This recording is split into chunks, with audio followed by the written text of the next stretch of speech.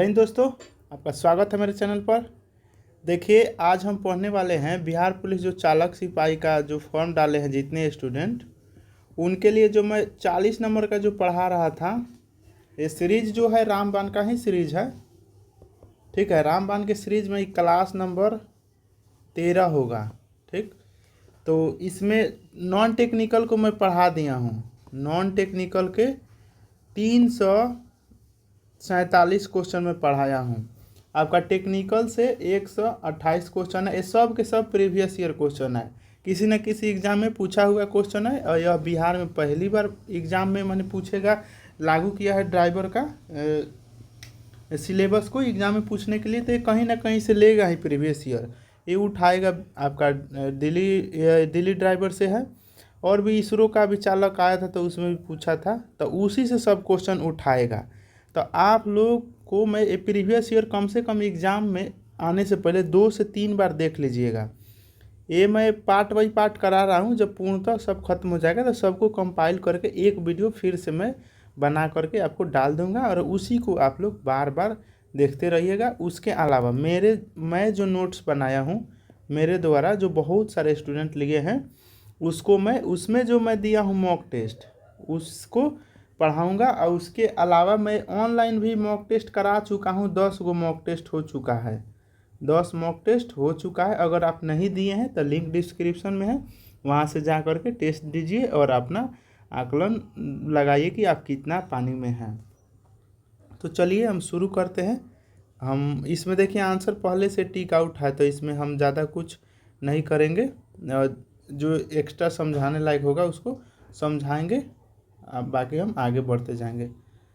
और चलिए तो हम शुरू करते हैं। और ये क्लास में आज छठ पूजा है, तो आज ही मैं शूट कर रहा हूँ। और छठ में हम लोग को छुट्टी नहीं मिल पाया हमको, तो चलिए यहीं करते हैं। आप लोग के लिए ही ये सब मेहनत किया जा रहा है, तो आप लोग थोड़ा सपोर्ट दिखाइए। चैनल पर आप लोग लाइक नहीं कर रहे हैं, ना लाइक कर रहे हैं, ना ही कोई अच्छा लगा तो मैंने अपना व्यू कमेंट में भी नहीं शेयर कर रहे हैं। तो ये थोड़ा निराशाजनक है। तो आप लोग कमेंट करिए और लाइक करिए, और ज़्यादा से ज़्यादा लोगों को भी शेयर करिए। आप लोग जितने आपके दोस्त होंगे, बहुत लोग डर से नहीं करेगा शेयर की कंपटीशन हाई हो जाएगा, मतलब ढेर लोग जान जाएगा तो वो भी बना लेगा। तो इस चक्कर में तो मेरा भी तो परेशान, थोड़ा दिक्कत हो जाएगा। तो थोड़ा अपने दोस्त को ही केवल शेयर करिए और उसको बोलिएगा वो अपने दोस्त को करेगा। चलिए पहला क्वेश्चन देखते हैं। निम्नलिखित में से कौन सी एक वाहन की संरचना प्रणाली का हिस्सा नहीं है? तो क्रैंक शाफ्ट आपका संरचना प्रणाली का हिस्सा नहीं है। एक एक पार्ट के बारे में मैं पहले क्वेश्चन प्रीवियस ईयर करा देता हूँ, उसके बाद ये क्रैंक शाफ्ट क्या है, पॉपुलर शाफ्ट, इस सब के बारे में मैं बता दूंगा आपको। मेरे नोट्स में एक एक पार्ट के बारे में सब कुछ बताया गया है। और ये बुक जो है रोजगार पब्लिकेशन का है, तो उसमें भी अच्छा से दिया गया है। हाँ, बहुत लोग कमेंट करेगा पीडीएफ का, तो पीडीएफ आपको मिल जाएगा टेलीग्राम पर। टेलीग्राम ज्वाइन कर लीजिए। टेलीग्राम का नाम है सोनू गुप्ता 909751। सर्च करिए, ज्वाइन हो जाइए, या लिंक डिस्क्रिप्शन में है, वहाँ से भी डायरेक्ट आप जाके ज्वाइन हो सकते हैं। ठीक है, तो पीडीएफ आपको, पीडीएफ मैं अभी नहीं दूंगा, ये पूरा ख़त्म हो जाए, लगभग तो ख़त्म हो गया। 347 हो ही गया, अब 128 को क्वेश्चन मात्र बचा है टेक्निकल का। इसको देखते हैं, एक वीडियो या 2 वीडियो में हो जाएगा तो फाइनल करके उसके बाद मैं पीडीएफ आप लोग को दे दूँगा। चलिए आगे हम देखते हैं। आगे क्या है? 4 पहिया वाहन में चालक और यात्री की सुरक्षा के लिए वाहन के अंदर लगाया जाता है। तो क्या लगाया जाता है? तो एयर बैग लगाया जाता है। एयर बैग लगता है ना, एक्सीडेंट होते समय एयर बैग खुल जाता है तो क्या होता है, हमारा शरीर का सेफ्टी हो जाता है। चलिए, जब ब्रेक पेडल फ्री प्ले निर्दिष्ट मान से कम होता है तब क्या होता है? तब वह ब्रेक खींच जाते हैं, उस समय ब्रेक खींच जाएगा। चलिए आगे देखिए। वाहन के टायरों को आगे से पीछे या अगल बगल से विशिष्ट पर्यट में नियमित रूप से बदलने को क्या कहा जाता है? तो टायर क्रमवर्तन, टायर क्रमवर्तन बोला जाता है उसको। आगे देखिए। निम्नलिखित में से कौन सी कार्यशाला में सामान्य गतिविधि नहीं है? तो ईंधन टैंक भरना। ये कोई सामान्य गतिविधि नहीं है। आपका टैंक भरना, ईंधन का टैंक भरना। चलिए आगे देखते हैं, निम्नलिखित में से स्टीयरिंग सिस्टम का भाग कौन सा है? तो ड्रम्प आर्म है, ड्रम्प आर्म है आपका स्टीयरिंग सिस्टम का, ड्रम्प आर्म है आपका। चलिए आगे हम देखते हैं, नेक्स्ट क्वेश्चन क्या है, पेट्रोल इंजन में कार्बोरेटर डैश पर लगा होता है? तो लगा होता है इंडक्शन फैनीफोल्ड पर, इंडक्शन फैनीफोल्ड पर। देखिए जो आंसर है वो थोड़ा ज़्यादा डार्क ब्लैक में कर दिया है, तो आप समझ जाइएगा कि वही आंसर है। तो पेट्रोल इंजन में कार्बोरेटर डैश पर लगा होता है, तो इंडक्शन फैनीफोल्ड पर लगा होता है। चलिए आगे देखिए, 8 नंबर क्वेश्चन, एक वाहन में अल्टरनेटर डैश का हिस्सा होता है? तो चार्जिंग प्रणाली का होता है। अल्टरनेटर किसका होता है?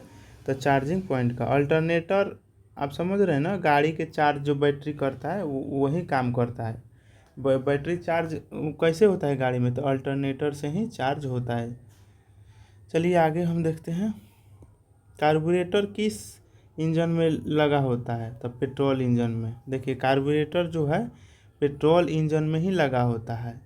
और आप देखते हैं ना कि बोलता है कि जब स्टार्ट नहीं होता था ना, बोलता है कि कार्बन पकड़ लिया होगा, तो नहीं, वो दूसरा चीज़ है। वो बैटरी पर कार्बन पकड़ता है तो उसको छोड़ाया जाता है। तो ये कार्बोरेटर किस प्रकार के गाड़ी में होता है? तो इंजन, पेट्रोल इंजन वाला में कार्बोरेटर होता है। आगे देखिए, आधुनिक वाहन में किस प्रकार के ब्रेक होते हैं? तो आधुनिक वाहन में किस प्रकार के होते हैं? दोनों प्रकार के, ड्रम ब्रेक भी और डिस्क ब्रेक। ये तो पता होगा ना आपको। डिस्क ब्रेक जो मोटरसाइकिल में रहता है ना, वो 4 व्हीलर में भी होता है। और ड्रम ब्रेक पहले वाला जो गाड़ी होता था कमांडर, वो पहला उस समय ड्रम ब्रेक रहता है, लेकिन आजकल डिस्क ब्रेक भी आ गया है। तो ये 2 प्रकार के हो गया आपका वाहन, आधुनिक वाहन में ब्रेक 2 प्रकार के, एक ड्रम ब्रेक, एक डिस्क ब्रेक। मैं एक एक पार्ट को मैं बताऊंगा आप लोग को। अभी मैं नोट्स दिखा देता हूँ और रोकी, क्लास ख़त्म होता है उसके बाद। जब भी इंजन ऑयल बदलते हैं तो डैश को भी बदला जाता है, जाएगा। तो ऑयल फिल्टर को, देखिए इंजन ऑयल जब बदला जाएगा तब तक आपका फिल्टर ऑयल चेंज होता है। इंजन ऑयल मोबिल को ही बोल रहा है, आप लोग जो शॉर्ट में बोलते होंगे मोबिल, मोबिल को ही बोला जाता है इंजन ऑयल। जब मोबिल चेंज होता है तो क्या होता है, आपका ऑयल फिल्टर को भी चेंज कर दिया जाता है। जब सर्विसिंग होता है ना, उसी समय ये सब होता है।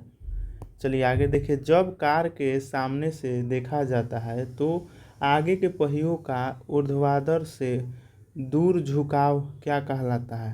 तो कैम्बर कोण। क्या कहेगा? कैम्बर कोण कहलाएगा, कैम्बर कोण।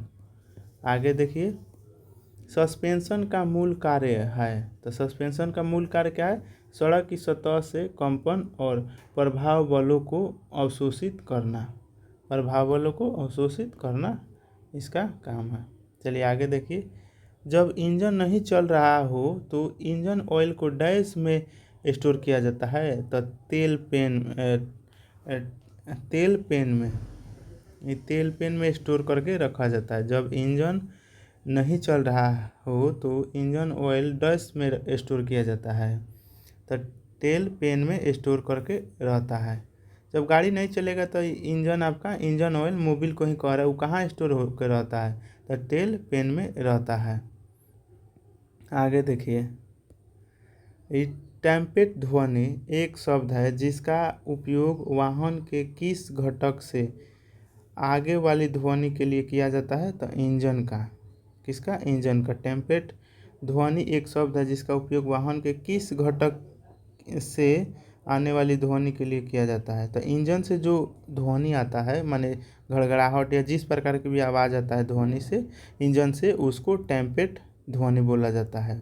इंजन से जो भी ध्वनि आता है उसको टेम्पेट ध्वनि बोला जाता है। चलिए आगे देखिए, एक टायर दबाव नापने के यंत्र का उपयोग कर टायर दबाव की जांच के समय अगर टायर दबाव निर्दिष्ट दबाव की तुलना में अधिक पाया जाता है तो वाल्व कोर को दबाकर हवा निकालने से। आपको पता है ना, जब टायर में ज़्यादा हवा हो जाता है तो छूंछी में रहता है ना छोटा सा, उसको दाबते हैं तो क्या होता है? हवा निकलता है उसी को वॉल्व बोला जाता है। वॉल्व बोला जाता है ना, छोटका सा होता है, उसको कसते हैं ना, इस प्रकार के रिंच मतलब गोला रहता है और ऐसे उसका कटिंग रहता है, आकार ऐसे घूम के उसको काटा, उसको दाबने से हवा निकल जाता है। चलिए आगे देखिए, ब्रेक लाइन वेल्डिंग किस लिए किया जाता है? तो फंसी हुई हवा को बाहर निकालने के लिए। आपका ब्रेक लाइन वेल्डिंग किस लिए किया जाता है? तो फंसी हुई हवा को बाहर निकालने के लिए किया जाता है। आगे चलिए देखते हैं, शीतलक स्तर की जांच कब की जाती है? शीतलक स्तर की जांच कब की जाती है? तो इंजन शुरू करने से पहले, जब वो ठंडा होता है। शीतलन स्तर कब जांच की जाती है? माने गाड़ी कितना ठंडा है।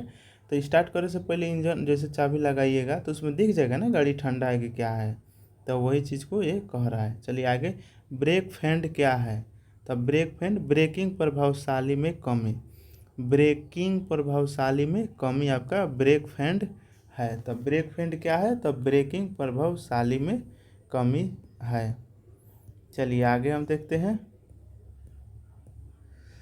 आगे देखिए, ब्रेक फ्लूइड का मुख्य कार्य है शक्ति एवं बल स्थानांतरण। ब्रेक फ्लूइड का मुख्य कार्य है शक्ति एवं बल स्थानांतरण। ब्रेक फ्लूइड माने द्रव वाला जो ब्रेक होता है वो शक्ति होता है, बल को स्थानांतरित करता है। चलिए आगे देखिए, किसी वाहन में टेकोमीटर क्या करता है? तो दूरी मापता है, इंजन के आरपीएम मापता है। टेकोमीटर क्या करता है? यहाँ देखिए ऑप्शन दूरी भी दे रखा है, तो टेकोमीटर से तो दूरी यही मापा जाता है। आरपीएम से पता चलता है गाड़ी कितना स्पीड में है, इतना आरपीएम का है, उतना आरपीएम। तो इसको देख लीजिएगा, टेकोमीटर इंजन के आरपीएम को मापता है। चलिए आगे देखते हैं, पेट्रोल इंजन को जाना जाता है स्पार्क इंजेक्शन।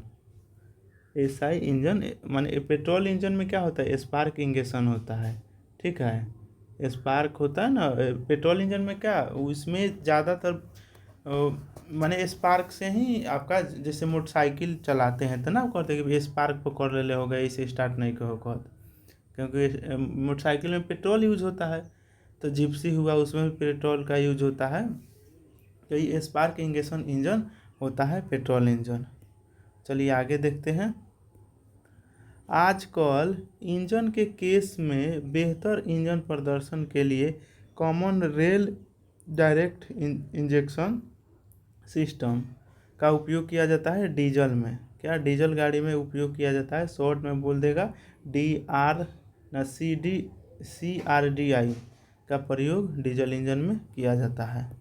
आप 2-3 बार ज़रूर देखिएगा इस वीडियो को, तब जाके कन्फर्म होगा आपका ये टेक्निकल पार्ट वाला, क्योंकि आपके डेली यूज में नहीं है, पढ़ाई के क्षेत्र में।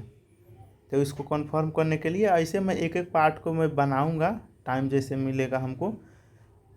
मैं 100% नहीं कह सकता, लेकिन कोशिश करूंगा ये ख़त्म होने के बाद पार्ट वाइज पार्ट भी करा दूं।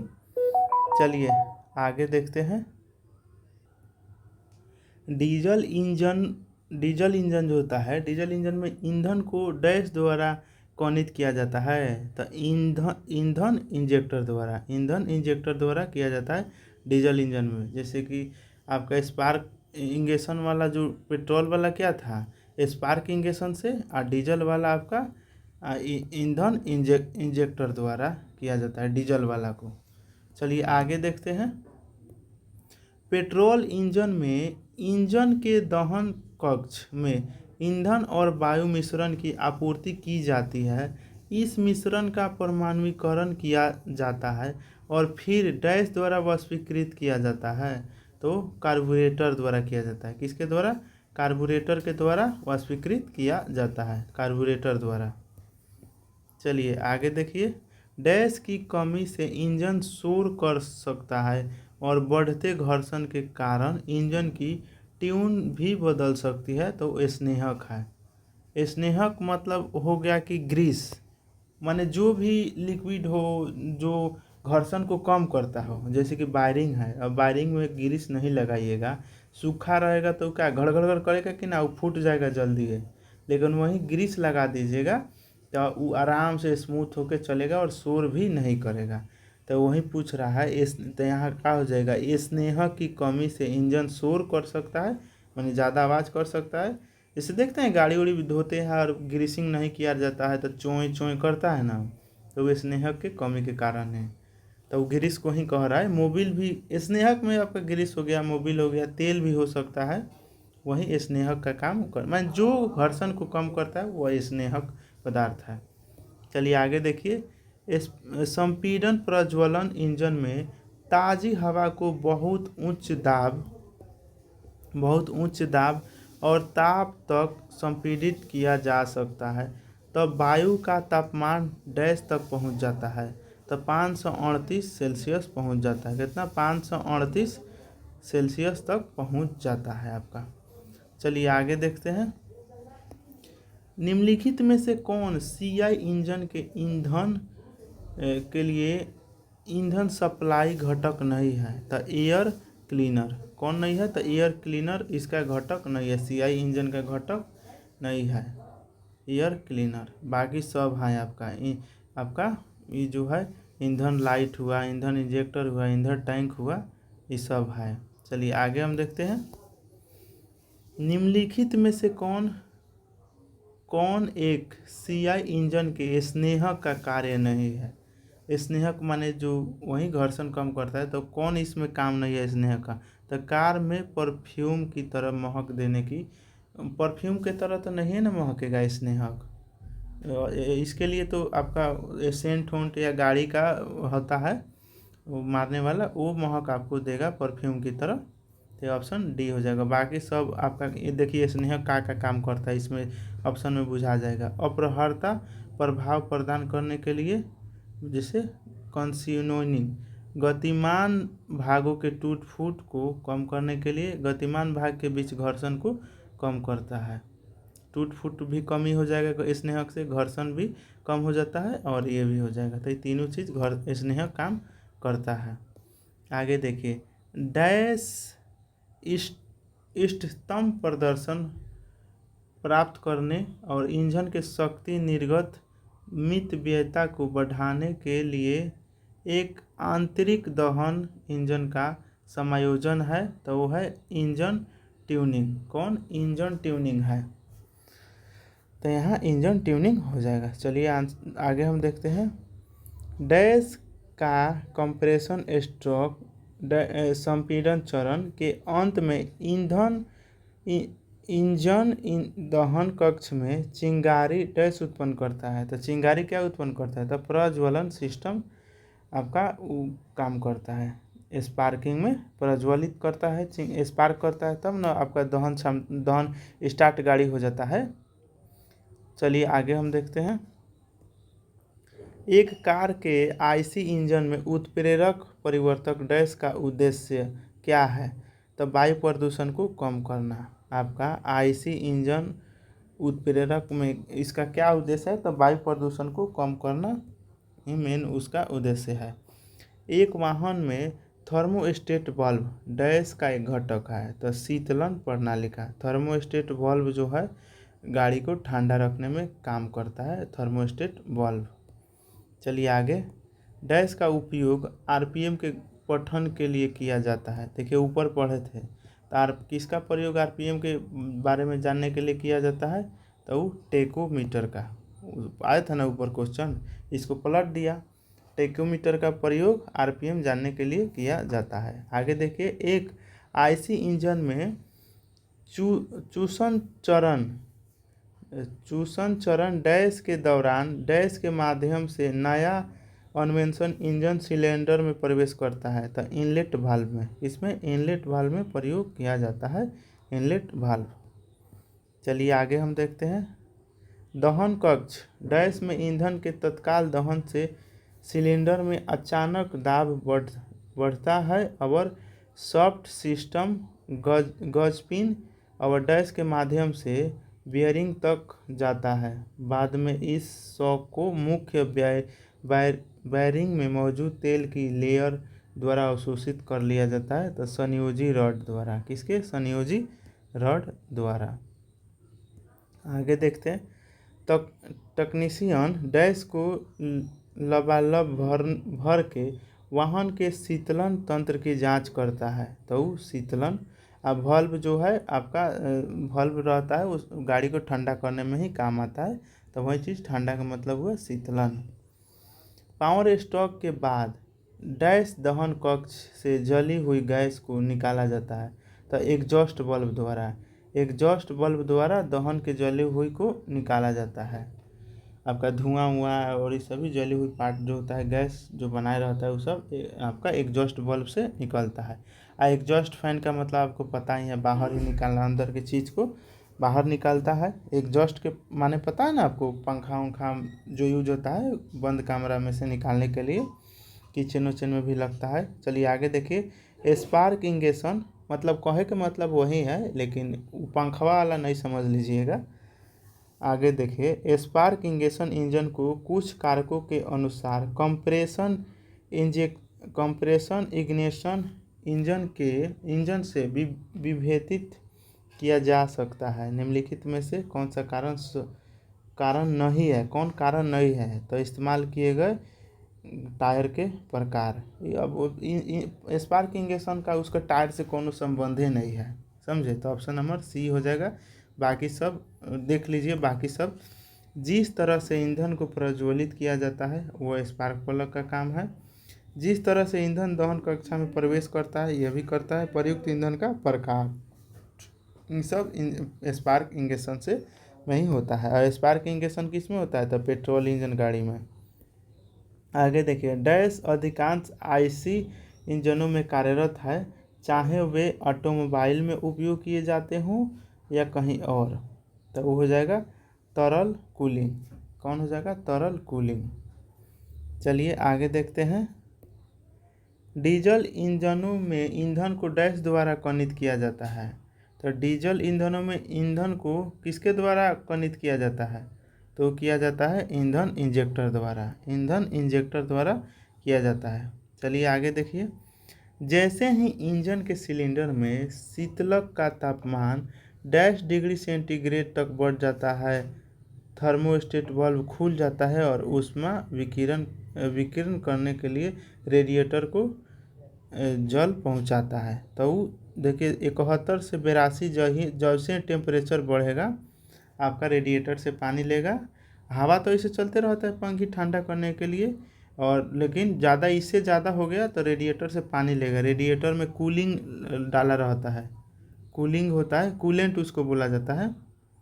कूलेंट बोला जाता है। वो पानी के साथ मिक्स रहता है, वो जाता है तो इंजन को ठंडा कर देता है।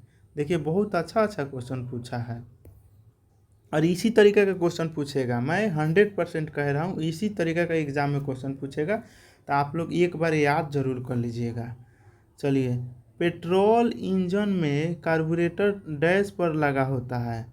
तो इंडक्शन लेमीफोल्ड पर लगा होता है। इंडक्शन लेमीफोल्ड पर लगा होता है। चलिए आगे देखिए। डैश का कार्य कंप्रेशन स्ट्रोक के सिरे में इंजन दहन कक्षा में स्पार्क उत्पन्न करता है। तो प्रज्वलन प्रणाली पर, इसमें प्रज्वलन प्रणाली पर काम करता है। आगे देखिए। एक आईसी इंजन में पिस्टन की प्रतिगामी गति डैश की घूर्णन गति में परिवर्तित हो जाती है। तो क्रैंक शाफ्ट में परिवर्तित हो जाती है। क्रैंक शाफ्ट में परिवर्तित हो जाती है। चलिए आगे देखते हैं। डैश रिसाव इंजन के तापमान को प्रभावित कर सकता है और अति तापन ओवरहीटिंग के कारण बन सकता है, जो पुर्जे को नुकसान पहुंचा सकता है। वो है शीतलक। शीतलक का अगर रिसाव हो गया, गिर गया, तो आपको ओवरहीटिंग होगा और गाड़ी के पार्ट पुर्जा को काफ़ी हानि पहुंचा सकता है। चलिए आगे देखते हैं। इंजन के कितने डिग्री सेल्सियस के बीच कार्य करते समय एक कार को सर्वोत्तम इंजन के कितने डिग्री सेल्सियस के बीच कार्य करते समय एक कार को सर्वोत्तम ईंधन दक्षता प्राप्त करती है? तो 84 से 90 डिग्री सेल्सियस तक, 84 से 90 तक अगर टेम्परेचर रहेगा गाड़ी के तो बहुत अच्छा चलेगा, इंजन पर कोई इफेक्ट नहीं करेगा। चलिए आगे देखिए, एक मोटर गाड़ी के इंजन में ईंधन कैसे जलता है। अब ईंधन कैसे जलता है तो आप देखिए कैसे जलता है, मैं दिखाता हूँ। देखिए, इसे पेट्रोल इंजन में एक स्पार्क प्लग का उपयोग करके जलाया जाता है और डीजल इंजन में एक गर्म कक्ष में ईंधन भरकर। देखिए, दो दो तीन तरीका से यूज होता है। जैसे कि आप पेट्रोल वाला में हो गया कि जो पेट्रोल होता है वो छिड़कता है, जैसे कि मान लीजिए ना पानी में छिड़कता जाता है, उसी तरीका से पेट्रोल को छिड़कता है और उसमें जलता है तो ज्वलन पैदा होगा, उससे ऊर्जा बनता है तो आपका चलता है इंजन। और डीजल वाला में एक कक्ष होता है ईंधन वाला, वहाँ जलता है। चलिए आगे देखिए, 2 क्वेश्चन और रह गया। इंजन में कैम्प शाफ्ट लगी होती है, कैम्प शाफ्ट लगी होती है तो क्रैंक शाफ्ट के समांतर। देखिए, दोनों लगभग सेम है लेकिन अलग अलग पार्ट है। देखिए, ये कैम शाफ्ट है और ये है क्रैंक शाफ्ट, तो दोनों एक दूसरे के समांतर ही लगा रहता है। ऑप्शन नंबर बी हो जाएगा। चलिए आज का ये लास्ट क्वेश्चन है। इंजन का मूल भाग जिससे इंजन के अन्य पुर्जे जुड़े या असेंबल किए जाते हैं, यह क्या है तो वो सिलेंडर ब्लॉक है। सिलेंडर ब्लॉक है ये सभी। तो चलिए आज का क्लास यहीं ख़त्म करते हैं। देखिए, वीडियो अच्छा लग रहा है तो लाइक ज़रूर करें, अपने दोस्तों में शेयर ज़रूर करें, और नए हैं तो चैनल को सब्सक्राइब ज़रूर कर दें। और जो संकल्प बैच खान सर वाला चल रहा है उसका जो भी आपका आएगा, पॉलिटी ही अब लाऊंगा, हिस्ट्री या आपका साइंस का वो आएगा, वो सब देखिएगा आप लोग। वो उसी क्वेश्चन अलग थोड़े होगा, पॉलिटी के लिए सेम ही होगा, वो थोड़ा डीप में जाएगा, तो आप एक बार ज़रूर देखिएगा उसको भी। तो चलिए हम मिलते हैं अगले वीडियो में। टेक केयर, गो स्टडी।